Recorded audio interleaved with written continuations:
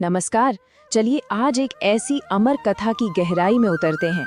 एक ऐसी कहानी जो त्याग, वचन और भक्ति की मिसाल है। ये कहानी है खाटू श्याम जी की। लाखों करोड़ों लोग उन्हें एक बहुत ही खास नाम से पुकारते हैं, हारे का सहारा। लेकिन हारे का सहारा, इसका असल में मतलब क्या है? आखिर कौन है ये जो हमेशा हारने वाले के साथ खड़े होते हैं? इस सवाल का जवाब पता है कहाँ मिलेगा? हमें समय में बहुत बहुत पीछे जाना होगा। और ये कहानी शुरू होती है महाभारत काल के एक महान योद्धा से, जिनका नाम था बर्बरीक जी। खाटू श्याम जी का असली स्वरूप, उनका मूल यही योद्धा है।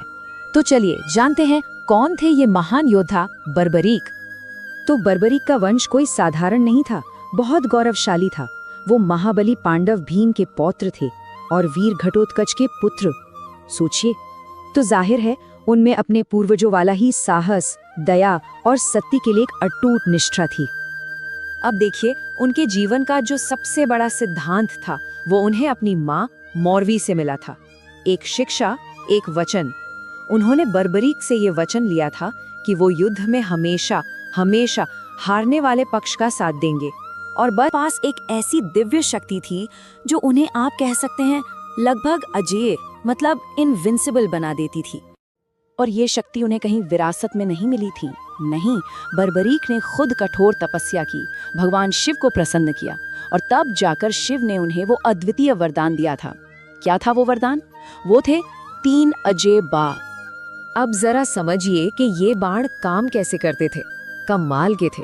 पहला बाण वो युद्ध के मैदान में जितने भी दुश्मन होते थे सबको मार्क कर देता था, चिन्हित कर देता था।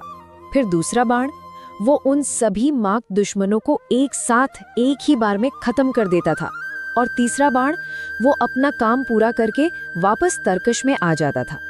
मतलब सिर्फ इन 3 बाणों से वो अकेले ही पूरी की पूरी सेना को खत्म कर सकते थे।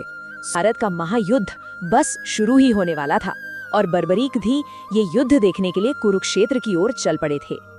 और उधर भगवान श्री कृष्ण, जो तो सब कुछ जानते थे, वो ये समझ गए थे कि अगर बर्बरीक इस युद्ध में शामिल हो गए तो कितना खतरनाक हो सकता है।